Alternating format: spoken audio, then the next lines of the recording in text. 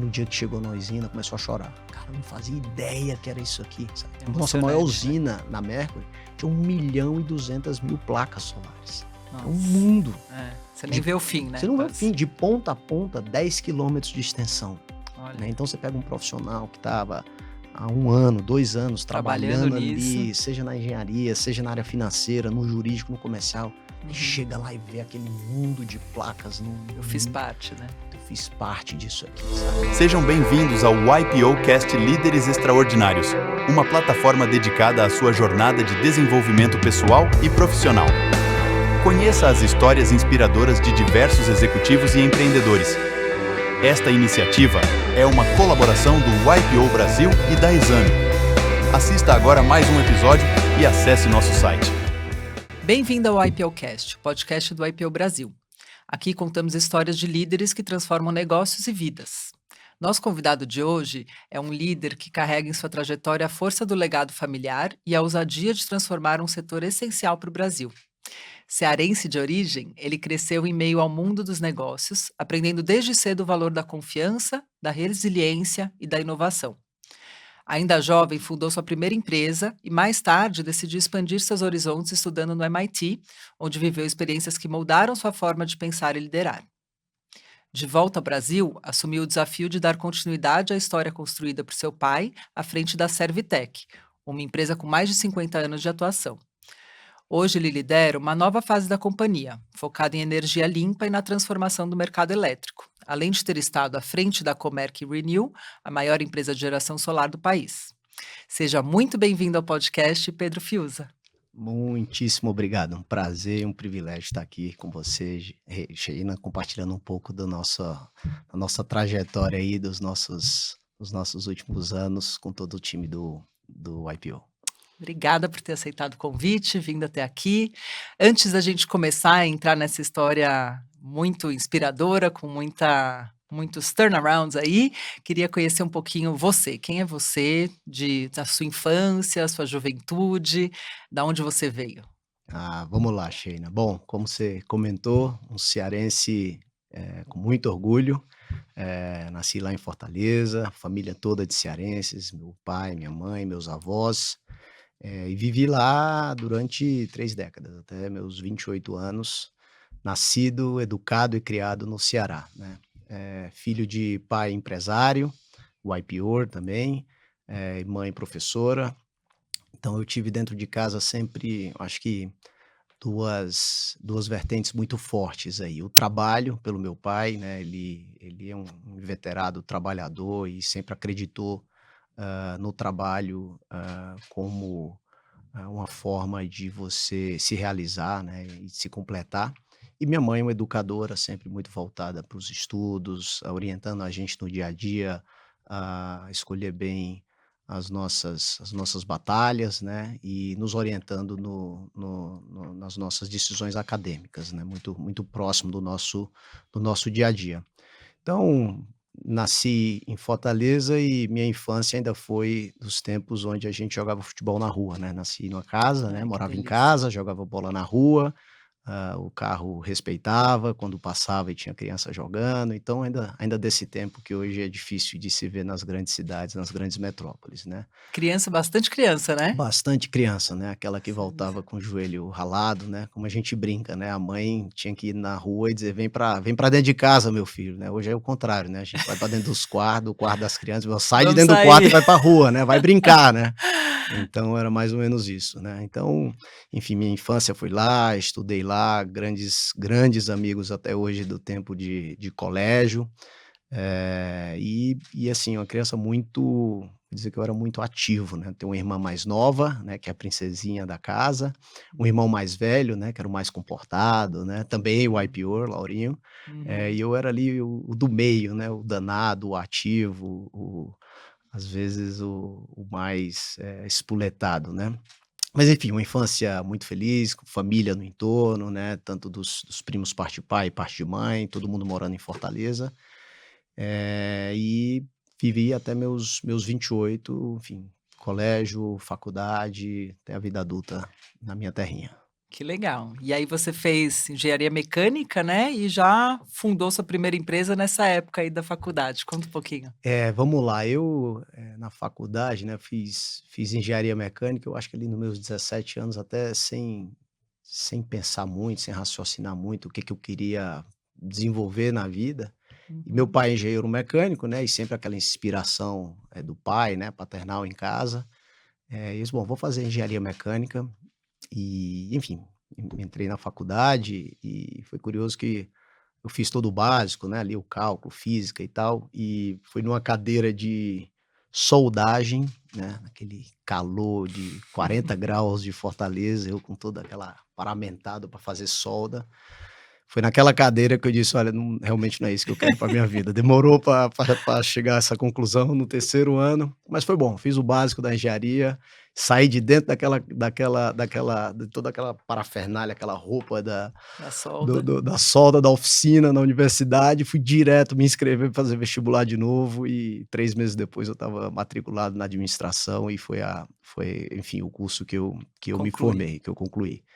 E, enfim, mas antes disso, né, eu antes da faculdade até um pouco por esse ímpeto aí inquieto e esse espírito empreendedor do meu pai, eu também sempre empreendi muito, né, então coisas do tipo vender picolé na época da es da a gente tinha uma casa de praia na Praia do Cumbuco, lá pertinho de Fortaleza, Hum, até hoje a gente frequenta a praia, então vendia lindo. picolé na praia obviamente sempre para os vizinhos que queriam agradar, né, o filho do Aham, vizinho. aham.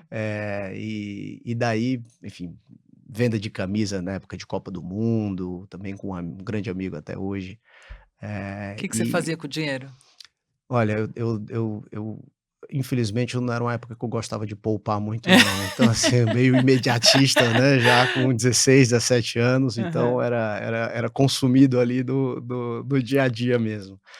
E aí, né, por volta dessa idade aí, 17 anos, né, eu, convite de um outro amigo, outro grande amigo, o Elano, ele me convidou para a gente fazer um curso no Cresce, né, vamos fazer um curso no Cresce, tirar Hum, a carteira de corretor, e aí com 17 eu me lembro, eu estava no terceiro ano, né, antes do vestibular, e virei corretor de imóveis. olha. E aí, obviamente, o dinheiro, assim, vendi um apartamento, eu trabalhava todo sábado e domingo, ia para o stand de venda, sábado e domingo, vendi um apartamento, já estava feito o budget do mês inteiro, né. Hum, Fiquei um ano como corretor, mas aquilo ali plantou uma sementinha, que é o que você falou, né, no final minha primeira empresa, assim, de verdade, foi uma construtora, aham. menos até pela construção civil em si, mas pelo mercado imobiliário, que é o que eu gostei dessa fase que eu tinha lá de corretor, né, então Uhum. ainda na faculdade eu comecei essa minha primeira empreitada.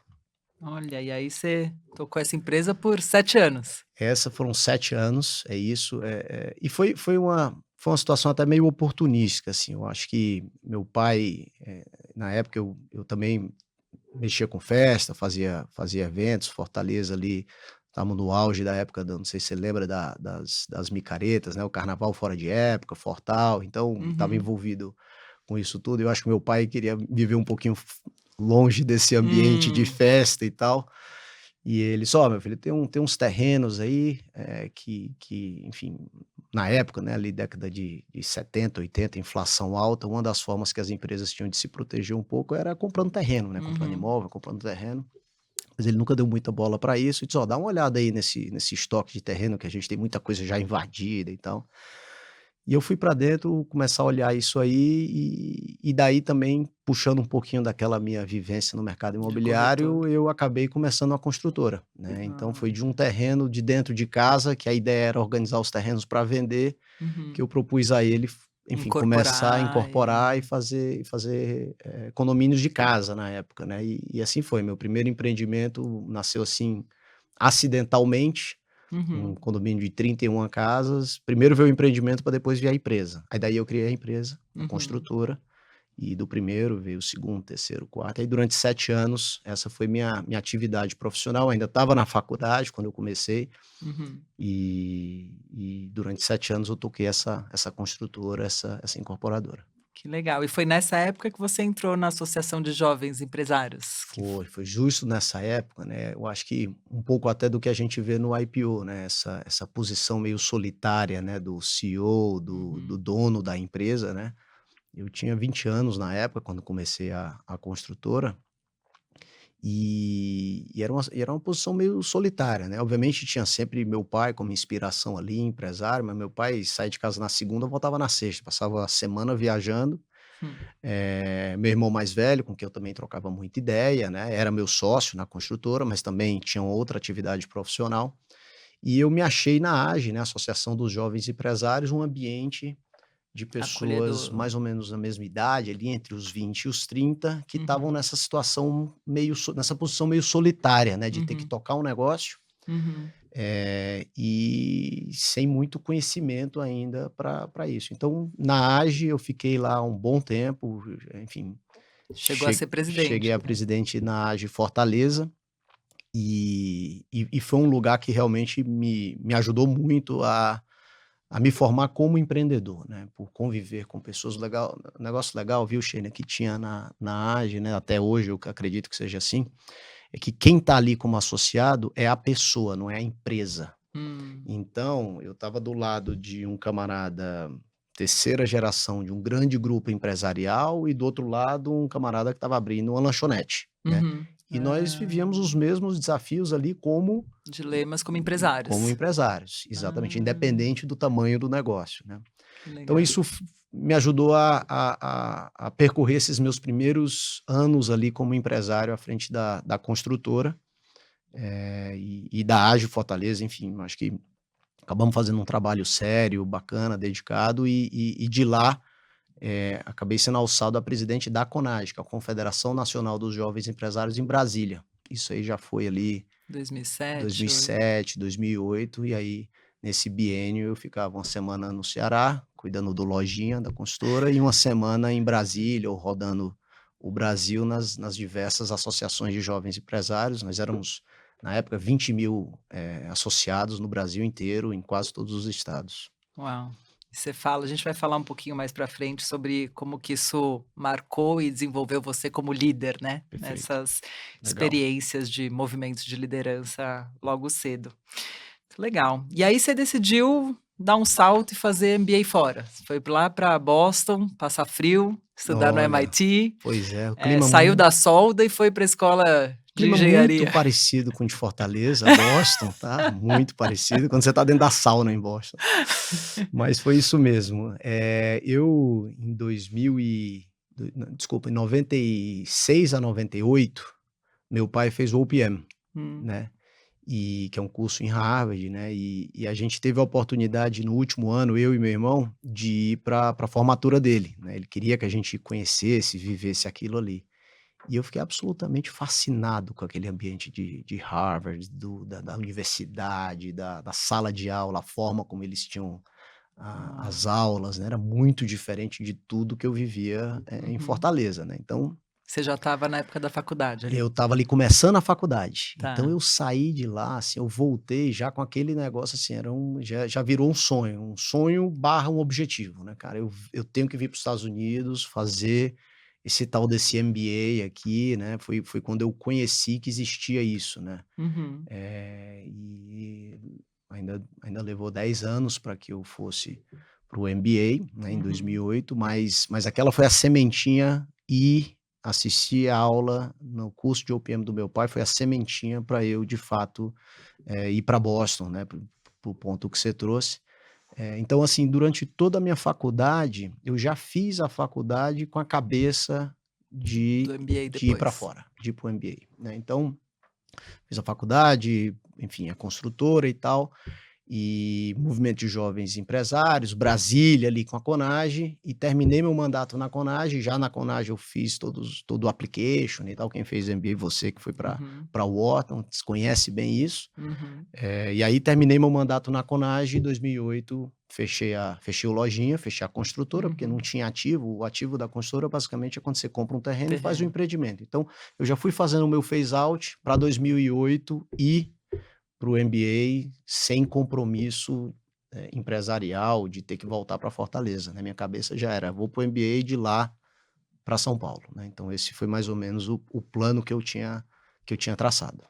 E aí esse plano não foi exatamente do jeito que você traçou, né? É, olha, 80%, né? Bom, A virada inesperada aí na sua vida. como diz Simone de Beauvoir, o acaso sempre prevalece, né? Então É. foi um pouco isso que aconteceu, né? Mas enfim, fui para lá, tive uma sorte de ser aceito numa universidade extraordinária, que até hoje frequento, volto e me inspiro muito nos cursos e nos professores do MIT.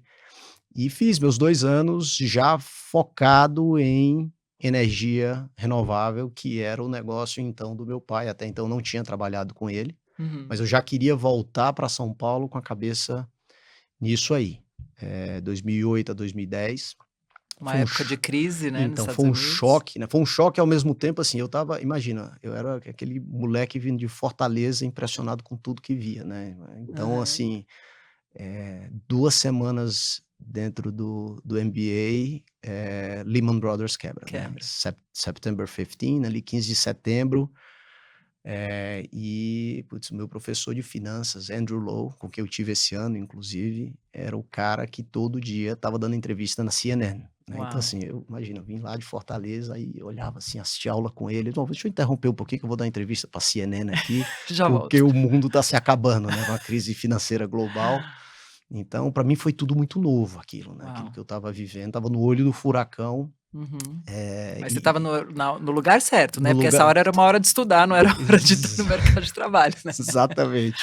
Bom, não sei se tomando dívida no momento certo, né, para pagar depois a escola, É mas verdade. foi extraordinário, você está certíssimo, foi um momento, assim, incrível de viver, o De dentro, né, período da da crise crise. financeira de dentro da universidade. Então foram 2 anos incríveis.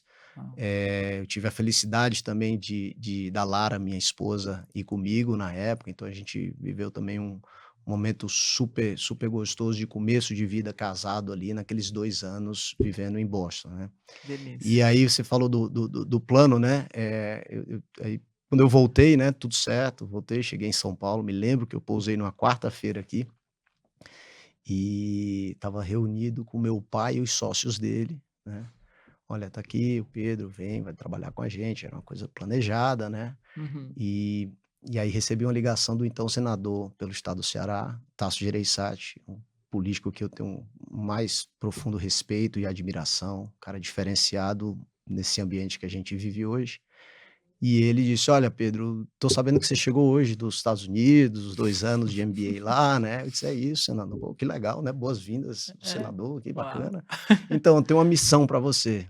Disse: "Diga, senador, o que é que você precisa?". Ele disse: "Eu quero que você seja o meu candidato a vice-governador do estado do Ceará esse ano, porque nós estamos precisando dar uma chacoalhada na política aqui, trazer alguém Jovem. jovem". Eu estava com 30 anos na época, era a idade limite mínima para concorrer ao cargo, e dar uma chacoalhada nisso aqui, trazer alguém da iniciativa privada, você que esteve sempre ligado aí ao grupo de empreendedores e tudo mais. E assim aconteceu, né, então de uma quarta-feira, recém-chegado do MBA, 2 anos me preparando para trabalhar com energia renovável, no sábado, 3 dias depois, eu estava em cima de um palanque na convenção do partido, me lançando candidato, né, na época era Facebook. Aí Nossa. meus amigos do MBA: "O que está acontecendo? Você passou 2 anos aqui dizendo que ia trabalhar com energia renovável e você está É. aí pedindo voto no Ceará", então essa foi o twist aí que teve nessa passagem, mas que diga-se de passagem, foi uma experiência extraordinária, espetacular. Eu digo que, apesar de ter sido só uma campanha, né, nós acabamos perdendo aquela eleição, ficamos em segundo lugar, mas eu digo que foi meu segundo MBA, Olha. porque eu conheci o que é, Sheina, falta de esperança das pessoas, né, rodei o interior, já tinha conhecido muitas cidades no Ceará, mas rodei o Ceará inteiro, mais de 100 municípios, convivi com pessoas, conversei com muita gente, e aí eu realmente tive, assim, conheci um Brasil diferente, né, Hum. diferente de tudo aquilo que eu já tinha visto até meus 30 anos. Então Uhum. foi experiência, assim, que que eu levo para mim é super, super válida. Muito marcante, né. Muito. E aí veio para o plano, né, então aí em 2011, passados esses 3 meses de campanha, você vem pra Servitec, né, que foi fundada Isso. pelo seu pai. Conta um pouquinho sobre esse processo de transição de geração, sobre a Servitec, fundação, enfim, a história um pouco da empresa e como ela Legal. casa com você, né. É isso, é isso. Então, passado esses 3, 4 meses de campanha, de fato em janeiro de 11, aí eu mudei para São Paulo, né. No Uhum, primeiro momento eu vim, ficava indo e vindo para Fortaleza, a Lara ficou em Fortaleza, eu vim. E te falar um pouco da Servitec, né, a Servitec foi fundada lá na década de 60, 69 pelo meu pai estava na faculdade ainda, um empreendedor super inquieto também, e começou esse negócio, que era essencialmente um negócio de instalações eletromecânicas, né. Nos Estados Unidos chama de HVAC, né, que é Heating, Ventilation, Air Conditioning, fazer ar-condicionado central, ventilação.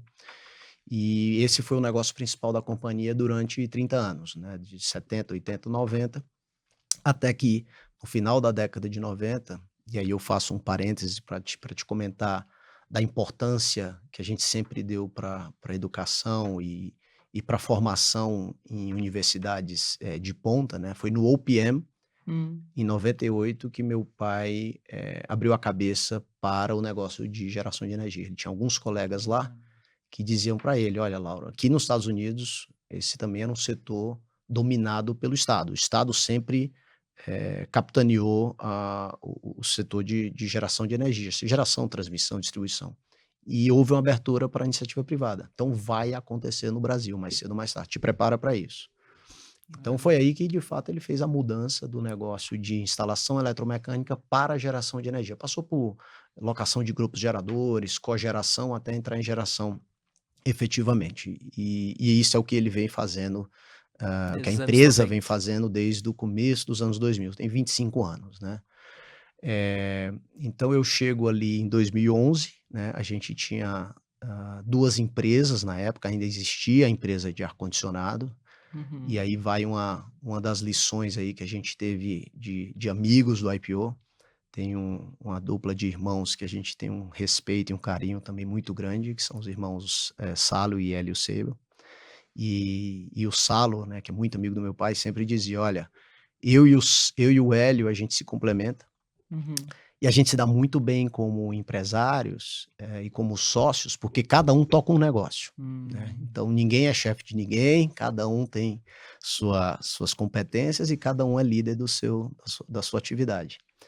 E isso sempre serviu de inspiração pra gente também, porque meu irmão também trabalha no negócio, né, meu irmão Uhum. também foi para fora, fez o MBA, voltou, e aí eu acho que com um pouco dessa inspiração e dessa sabedoria do Hum. Salo e do Hélio, a gente também fez um pouco dessa divisão dentro da companhia, né. Eu e meu irmão, a gente se dá super bem, a gente, enfim, se adora, Que convive ótimo. junto, somos sócios em vários negócios. Hum. E o meu irmão tocava esse negócio de ar-condicionado, né, ele é engenheiro de formação e tinha uma missão muito clara, que era preparar essa companhia e vender, porque o negócio de energia já tinha, se Deslanchado. sobressaído, já tinha deslanchado, já era o principal negócio do grupo.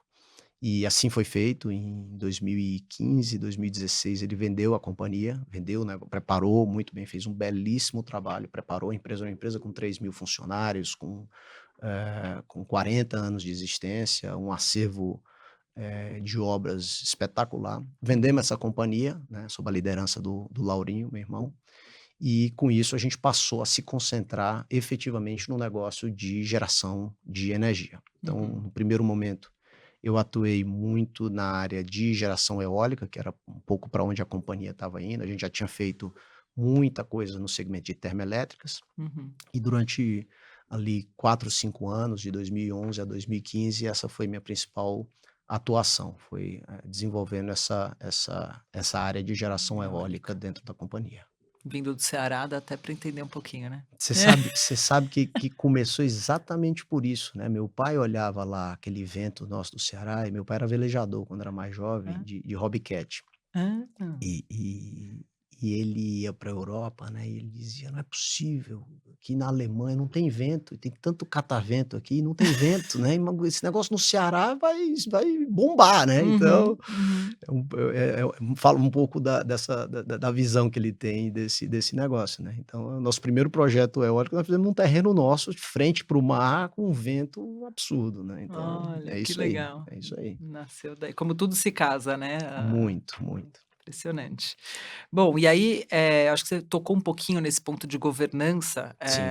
mas eu queria que você falasse um pouquinho mais de como que isso foi chave e é chave na sua visão, né, para negócios familiares. Tá. Olha, eu acho que a gente sempre usou esse mantra, né, então, de se complementa a sociedade tudo que a gente fez na vida é com sociedade, né, tanto no ambiente da Servitec, como até, em coisas paralelas que eu tenho feito, nunca fiz nada sozinho, sempre fiz Tá. tudo com sociedade, né, então, enxergando os benefícios da complementariedade que os sócios trazem para a mesa, né, então, e outra coisa que a gente eu particularmente acredito muito nisso, né, quem tem sócio tem chefe, né, Uhum. então o fato de você ter sócio, te ajuda a ter mais disciplina com a tua prestação de contas, com o teu processo decisório, com a forma como você analisa o negócio, não adianta você usar só o gut feeling, "Putz, olha, eu tô sentindo que isso aqui vai dar certo, mas espera aí, eu preciso convencer um sócio de que vai dar Uhum, certo, então uhum. Quanto vai custar? Quais são os eu tenho que fazer um riscos? dever de casa um pouco mais aprofundado nisso, né, Uhum. então essa sempre foi uma crença minha, e a gente na empresa sempre acreditou muito nisso, né. Então esse processo nosso, de governança e até de sucessão na companhia aconteceu muito nessa linha, né. A gente tinha essas 2 empresas, o meu irmão também tinha um desejo, um sonho de morar no Canadá, a Fora. esposa dele é meio brasileira, meio canadense, né, tem dupla cidadania, e ele sempre quis também ir ter uma temporada no Canadá para educar as filhas lá. E aí isso casou muito bem com todo esse planejamento de vender a companhia. Então ele assumiu esse compromisso, vendeu a empresa de ar-condicionado e em 2016 e mudou para 2016, lá. 2 anos depois, aí ele mudou com a família para o Canadá. E foi mais ou menos na época, 2015, quando a gente Que você fez também o assumiu. processo de sucessão na empresa de energia, né. E aí a gente criou um conselho, meu pai e um outro sócio, o Marco, que também está na empresa desde década de 80 ali, 85, com meu pai, foram para o conselho, trouxemos conselheiros independentes, né, então a gente começou esse processo de governança nessa época, né, não é uma coisa que foi super bem planejada, mas ela foi acontecendo e ela era necessária, né, porque sempre uma dos nossos desejos é sempre de perpetuar a companhia, né, porque Uhum.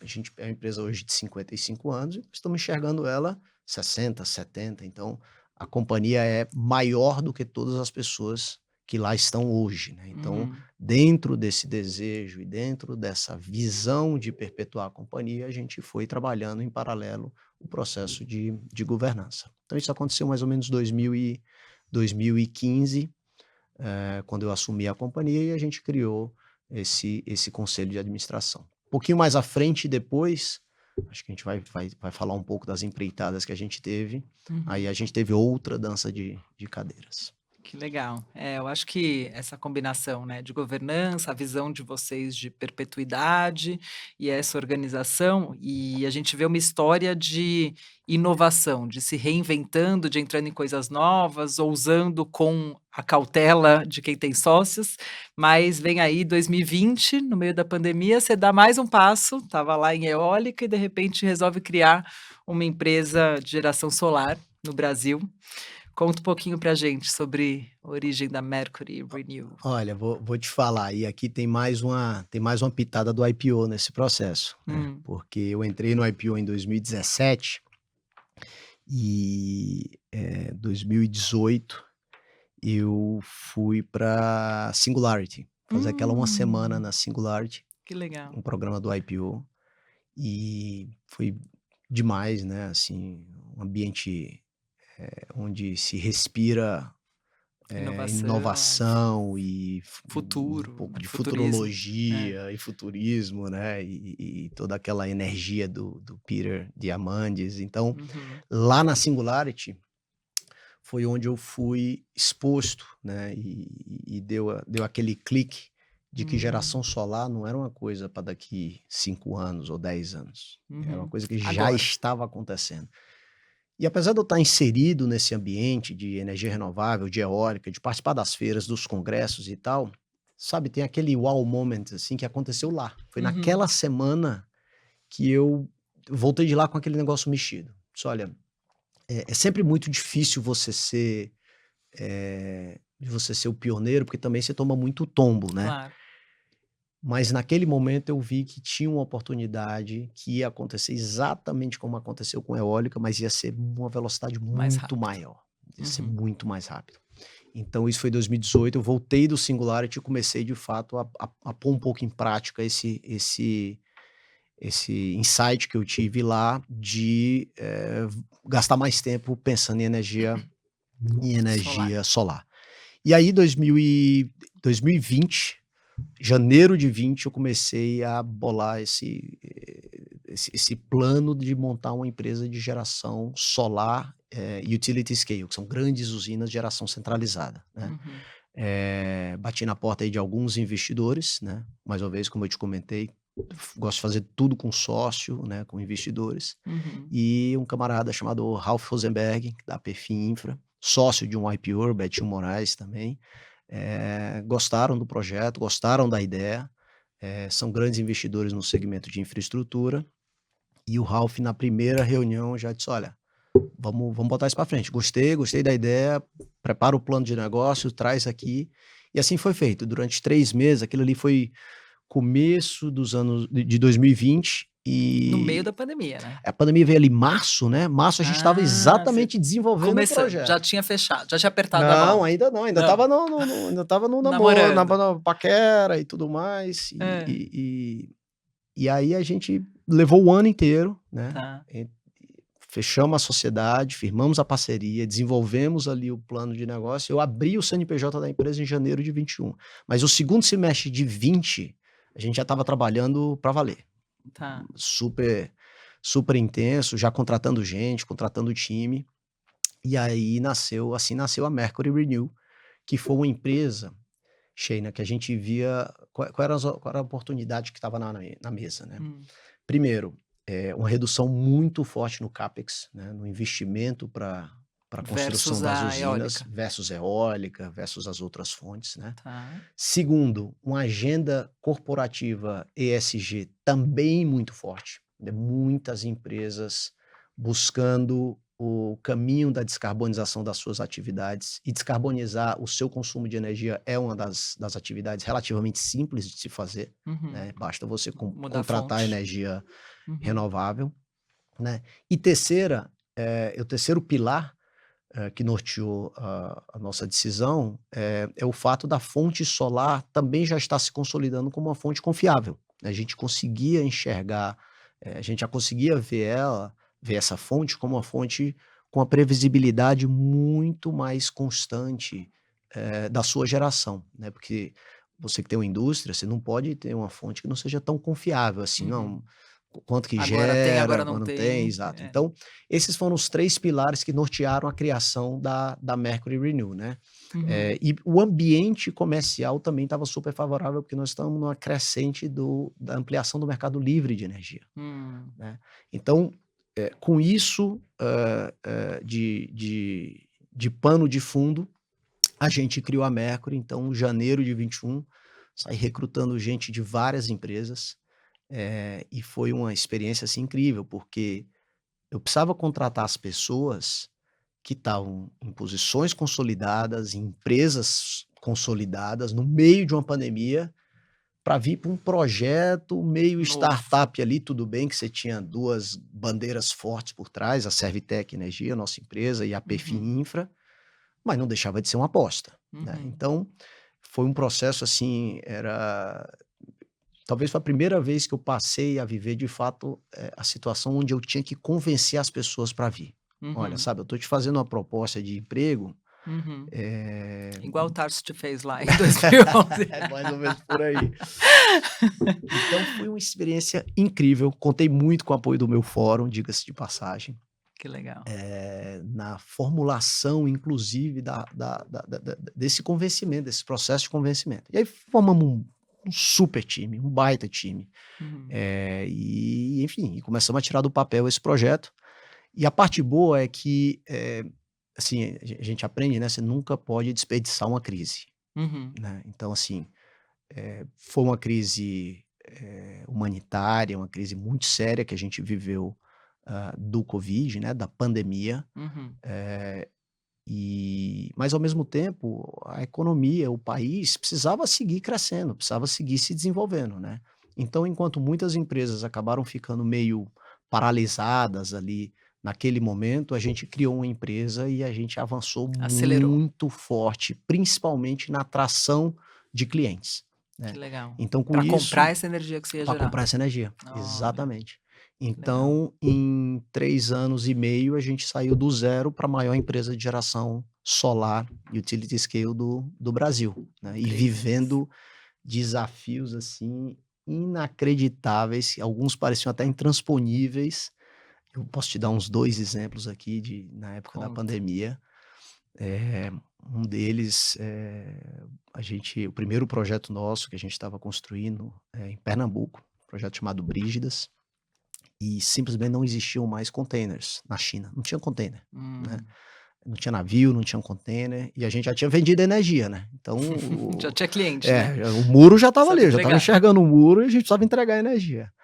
E aí, numa dessa, o que a gente fez? A gente comprou os containers na China, não tinha container para alocar, mas tinha para vender. Então nós compramos os containers, fretamos o navio, embarcamos todos os painéis solares.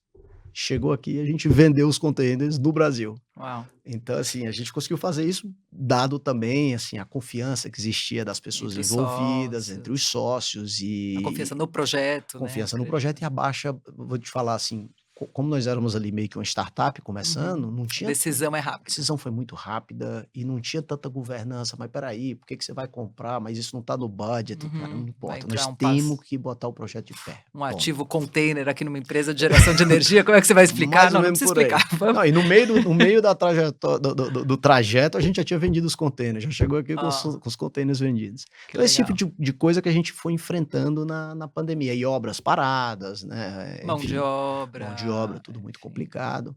E escassez de capital também, né? Quer dizer, dívida começou a ficar mais caro. Uhum. A gente, nessa companhia, nós investimos 7 bilhões de reais, né? E boa parte desse capital é de dívida, né? Então, muita dívida. E investidores também, aí todos eles, a grande maioria atraídos pela Perfin. Uhum. Mas foi uma experiência, assim, que tanto para mim, que tive o privilégio de liderar esse time, como para a grande maioria das pessoas no time, todo mundo leva isso como tendo sido realmente uma grande experiência de vida.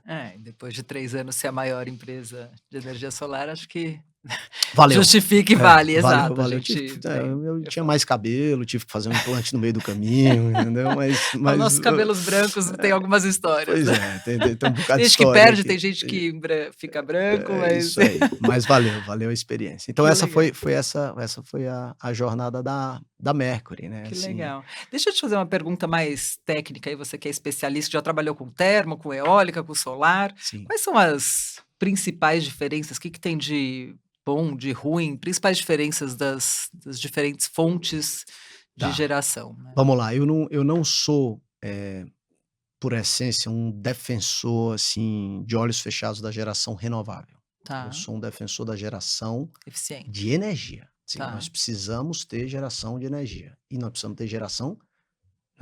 ter segurança no fornecimento de geração, como país principalmente, né? De todos os segmentos de infra, Sheina, você pode passar 10 anos sem investir em rodovia, em aeroporto, em ferrovia, em saneamento. Fica tudo muito ruim, mas vai. Experimenta passar 1 ano sem investimento em geração. É o caos. Olha. Porque você não pode ficar sem energia. Né? Um Então, dia sem energia, sem celular, não, acabou-se. enfim, não existe, Acabou-se. né? A Sem gente não faz nada. geladeira, Sem acabou. elevador, Então, geração de energia, para mim, é o segmento de infraestrutura mais resiliente exatamente por conta disso. Nós tivemos 2 anos recente, né, 10 anos atrás, um pouco mais de 10 anos, 2 anos de recessão no Brasil, com redução, né, com diminuição da nossa economia, né, PIB negativo durante 2 anos. Ainda assim, houve crescimento na demanda por geração de energia, porque o volume de coisas que nós estamos consumindo, né, a eletrificação é um caminho sem volta, né? Uhum. Você vê quantas coisas você tem conectada na tomada da A tua gente casa carrega hoje, tudo. Só falta compara... carregar a gente, né? Eu carrego até o carro já. Então, daqui a pouco a gente está se carregando também para dar um pouco mais de energia. Mas, então eu advogo para energia, para segurança energética, tá? Tá. Dito isso, vou te falar a diferença dessas fontes, né? A geração térmica, Uhum. ela pode acontecer por diversas fontes, pelo gás, pelo carvão, pelo óleo diesel, pelo óleo pesado. Ela é uma geração firme. Você injetou combustível numa ponta, sai elétron na outra. Uhum. Ponto. Faça chuva, faça sol, de manhã ou de noite, é uma geração firme que todos nós temos a segurança de que vai acontecer. A fonte eólica, muito mais barata do que as fontes térmicas, porque você não tem o custo do insumo, o insumo é o vento, e é gratuito, e é renovável, né? Você consome o vento, ele segue, Uhum. e assim como a água das hidrelétricas, né? Assim como o sol. No entanto, ela é uma fonte intermitente, assim como a solar, né? Se Uhum. não tem vento e se não tem sol, não tem Não gera. geração. No Nordeste, a eólica ela tem uma diferenciação muito grande entre o primeiro semestre e o segundo semestre, são o período As dos ventos temporadas, fortes, né? as temporadas Uhum. de vento. Bom, quem Quem gosta é de kite, velejar, quem gosta de kite sabe bem disso. é.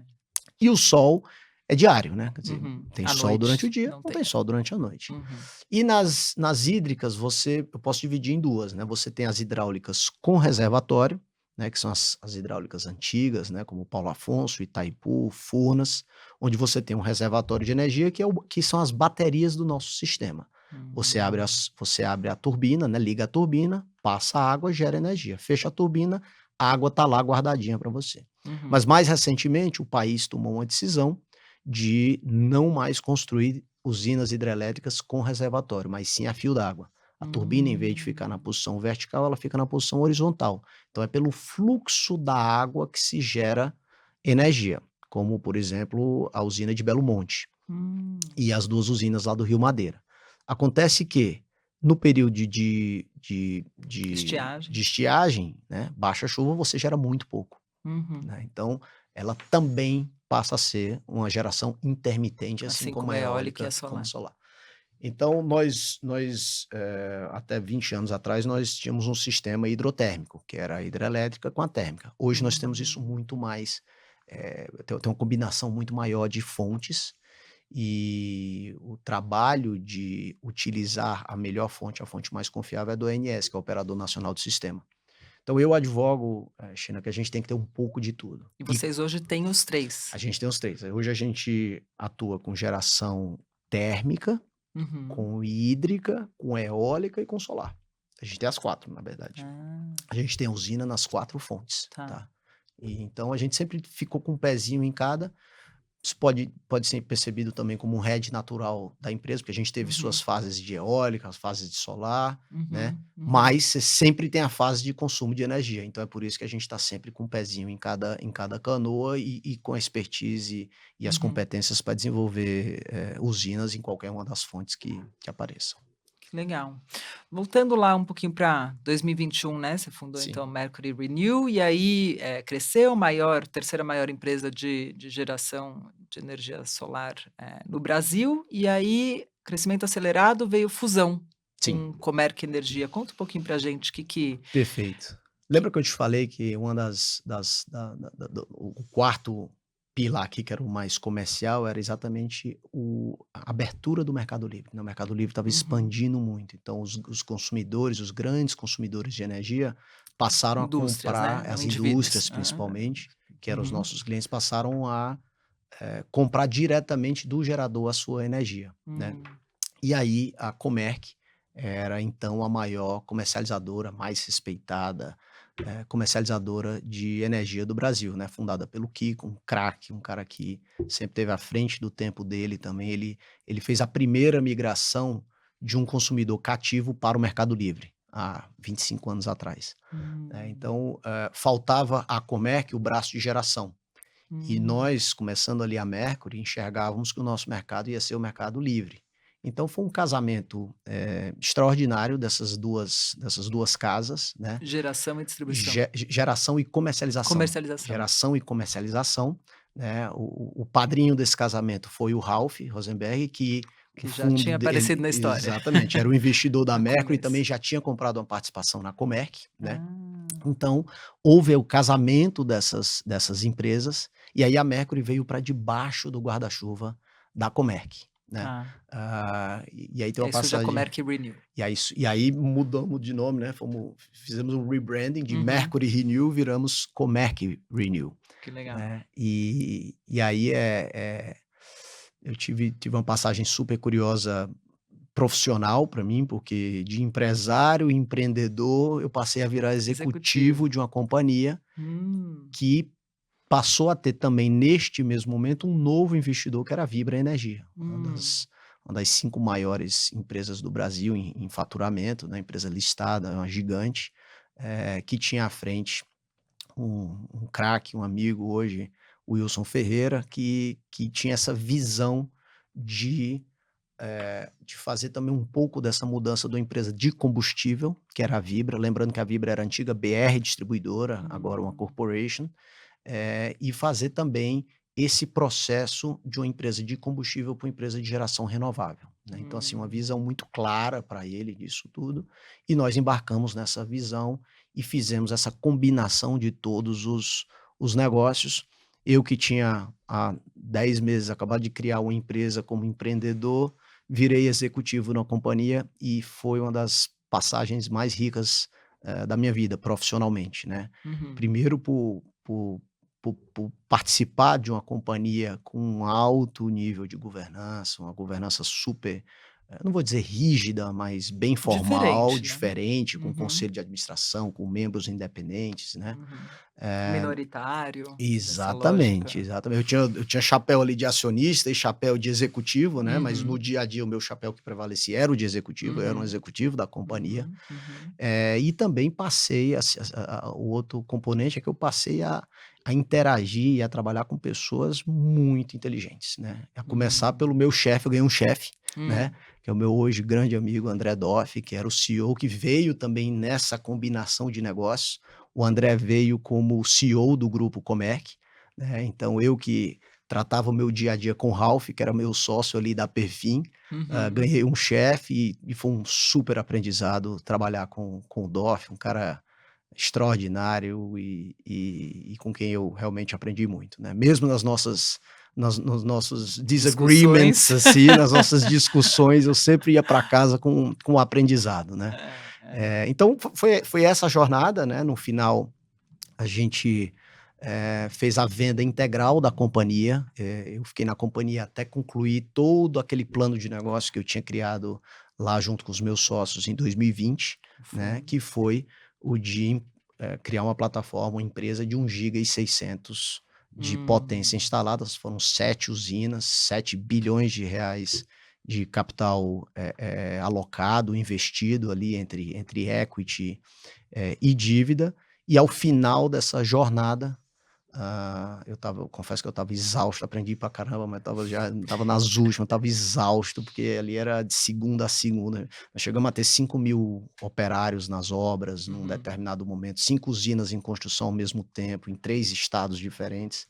E aí 15 dias depois de energizar a última usina em Minas, aí eu passei o bastão, né, eu passei 6 meses aí já com essa decisão tomada, já combinado com o Doff, com o Kiko, com o Ralph.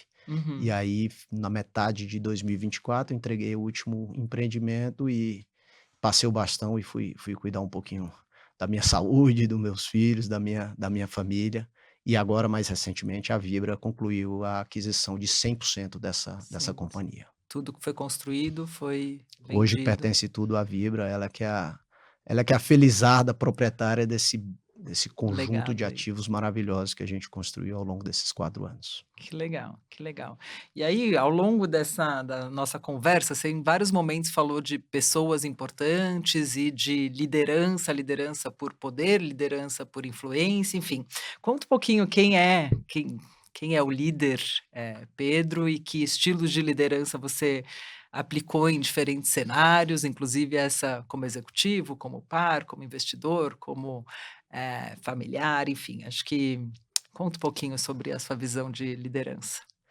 Olha, liderança realmente é assim, é uma posição de muito privilégio, Uhum, né, porque tem uma diferença crucial entre liderar e ser chefe, né. uhum, Então, ser considerado um líder é uma posição de muito privilégio, mas também de muita responsabilidade. E muitas vezes é uma posição muito solitária, uhum, né. O IPO está aqui para nos ajudar com isso também, né. Eu aprendi ali na um das dos maiores aprendizados que eu tive na minha vivência no movimento de jovens empresários, foi o de liderar pelo convencimento, uhum, né. Porque é relativamente mais simples você liderar numa empresa onde você tem uma ascensão natural sobre os profissionais que estão ali, né. Bem ou mal, se tem um organograma e as pessoas uhum, seguem as orientações que os superiores dão. Mas um grupo de jovens empresários onde todo mundo é voluntário, você uhum. tem que liderar pelo convencimento. Ninguém está ali fazendo aquilo pelos meus lindos Porque olhos você mandou. castanhos, né. Então Medo de ser assim, mandado embora, né, exatamente, ninguém não tem isso, né. aham, aham. E eu me lembro que a minha principal bandeira já era uma bandeira da entidade, Uhum, mas foi a principal bandeira da nossa gestão, né, da minha gestão à frente da Conage, uhum. era o de eh, colocar o empreendedorismo na grade curricular das escolas públicas, né. Que Por isso a legal. nossa sede era em Brasília, tinha uma interação permanente com o Congresso, deputados, senadores, Uhum, Ministério da Educação. Então a gente tinha que convencer, era um papel importante meu de convencer os líderes dos estados a uhum, abraçar essa bandeira, abraçar essa causa, para eles também venderem isso para os deputados dos seus estados, uhum. governadores e por aí vai. Na época a gente criou como forma de Um incentivar mote. isso, a Semana do Empreendedorismo, né, e Uhum. trabalhando muito com o Endeavor na época, que tinha a Semana do Empreendedorismo. Em Legal. alguns estados isso foi criado, inclusive nas assembleias legislativas, em alguns casos nas câmaras municipais das cidades, nessa Semana do Empreendedorismo, tudo isso para a Uhum, gente criar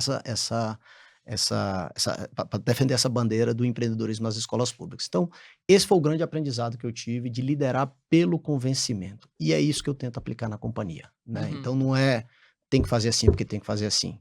Muita conversa, muito diálogo, muito convencimento, muito aprendizado, né. uhum, Eu aprendi que você só pode entrar numa discussão se você estiver disposto a mudar de opinião, senão uhum, não adianta, a discussão é inócua, né. uhum. Então junta um pouco disso, Você fala desse de franqueza convencimento, a e franqueza, o sócio, diverte. lembra que eu te falei do sócio? Você tem que ter Uhum, sócio para tudo, porque quando você não tem sócio, você faz do seu jeito, você acha que você está certo. uhum, Então convencer o sócio, por que que o teu jeito está certo, está disposto a mudar de opinião, está disposto a aprender com o outro também.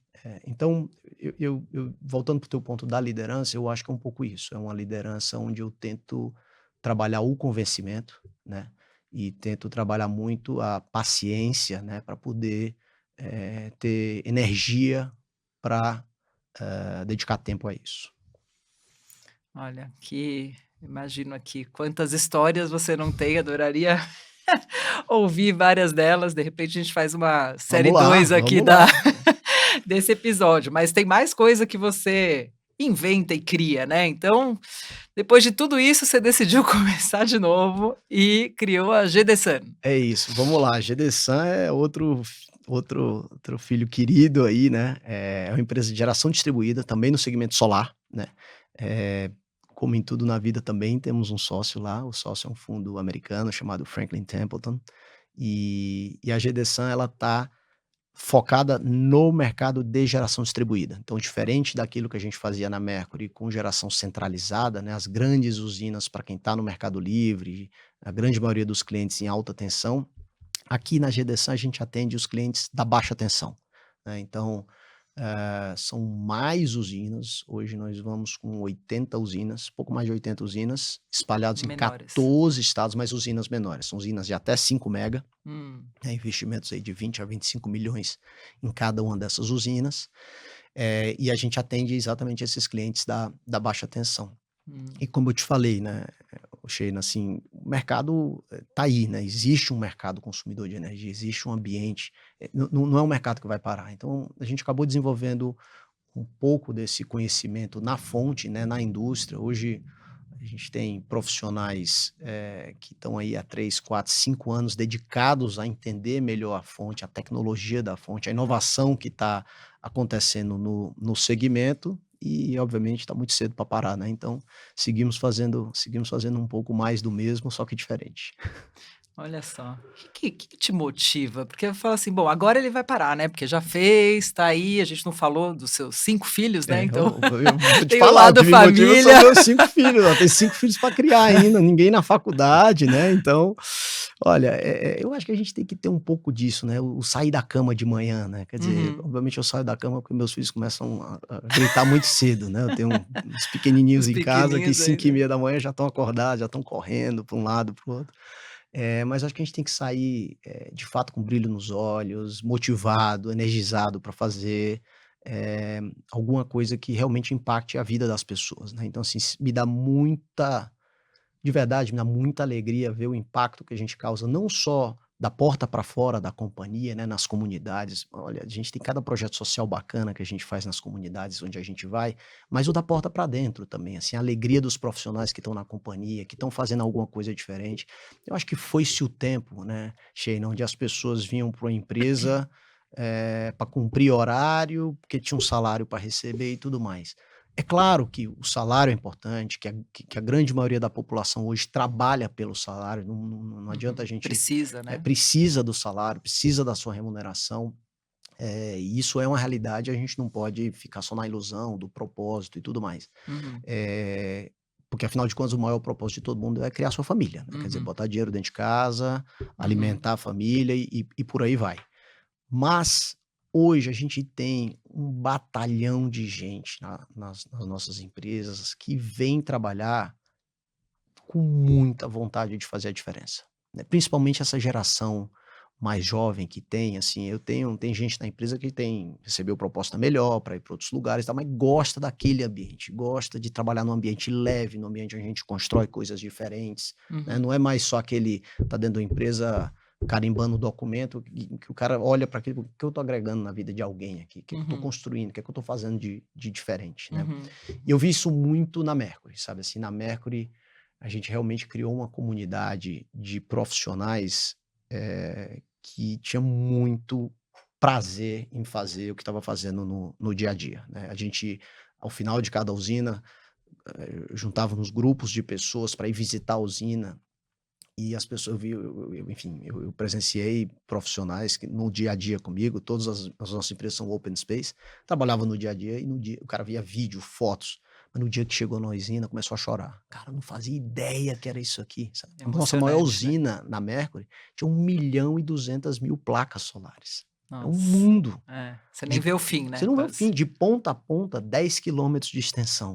Né, Olha, então você pega um profissional que estava há 1 ano, 2 anos trabalhando trabalhando nisso. ali, seja na engenharia, seja na área financeira, no jurídico, no comercial, aí Uhum. chega lá e vê aquele mundo de placas Eu fiz parte, né. "Puta, eu fiz parte disso aqui", sabe. Então, é isso que me motiva, é isso que brilha meus olhos, obviamente fazendo as coisas com muita responsabilidade. Eu acrescentaria, né, e obviamente longe de mim, ter criado isso, existe alguns autores que falam sobre o outro E do ESG, né, que é o Uhum. econômico, assim, não, Hum. nós temos que fazer tudo isso que é muito legal para o mundo, impacta a vida das pessoas, mas tem que rentabilizar adequadamente o capital dos nossos investidores, Uhum. né, no final das Uhum. contas é isso. E por trás do investidor, o investidor não é aquele cara malvado sentado atrás da mesa contando dinheiro. Uhum. Hoje, para você ter ideia, um dos grandes investidores nossos é um fundo de pensão que tem milhares, dezenas ou até centenas de milhares de pensionistas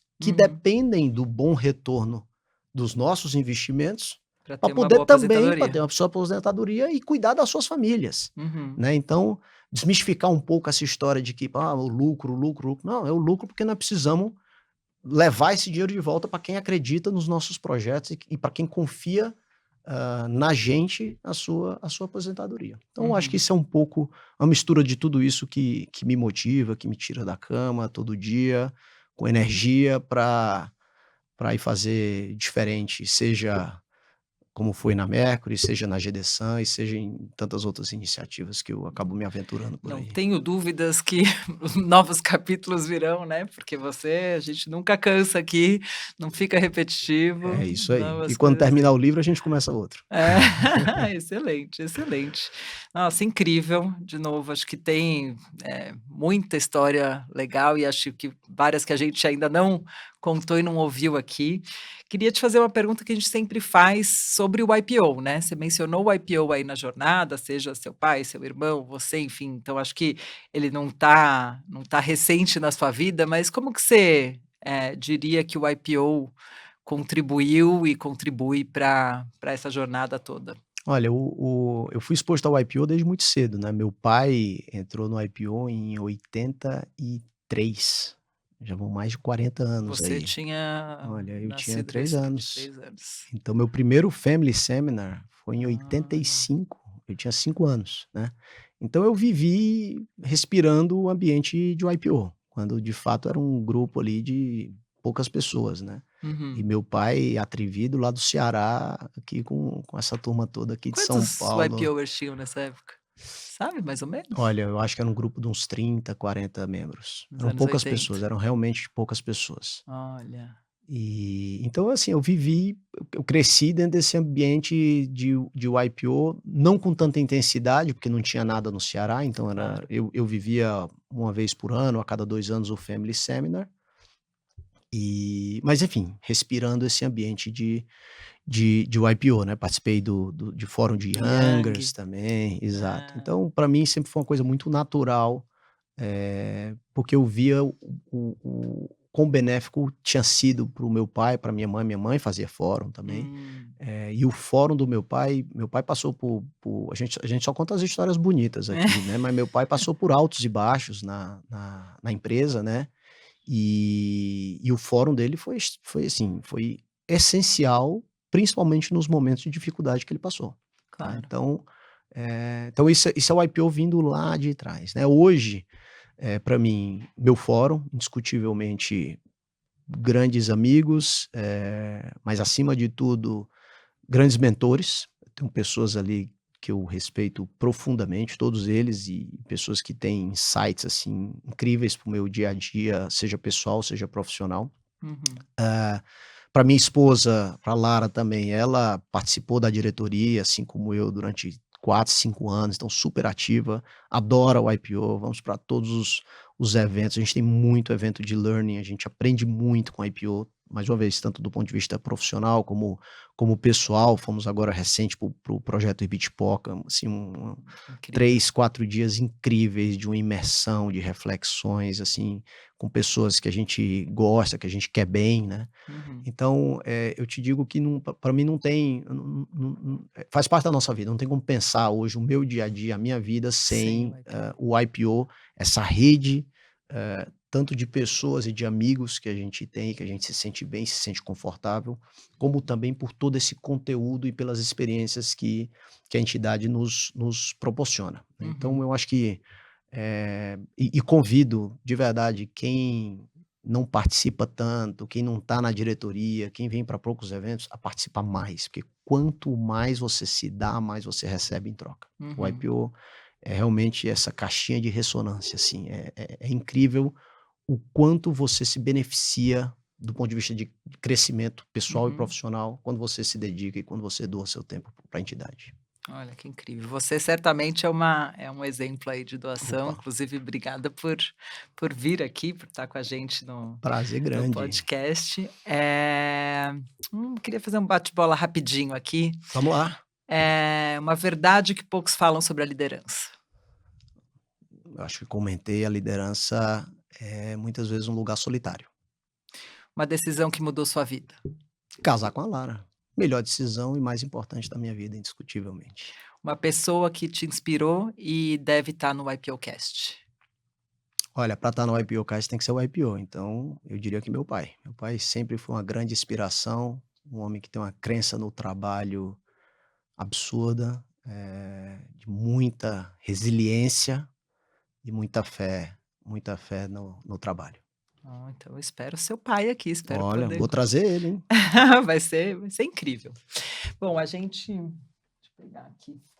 A gente termina com, presenteando como um pequeno agradecimento desse seu esforço e dedicação aqui de contar a sua história. Aqui tem a história da riqueza do homem, você contou um pouquinho que teve lá em Ibitipoca, eu acho que você vai Isso. gostar bastante desse livro, Do Feudalismo ao Século XXI. Ó, que maravilha. Eh Super legal. Bom, adoro ler história, e certamente isso aqui já vai para minha cabeceira.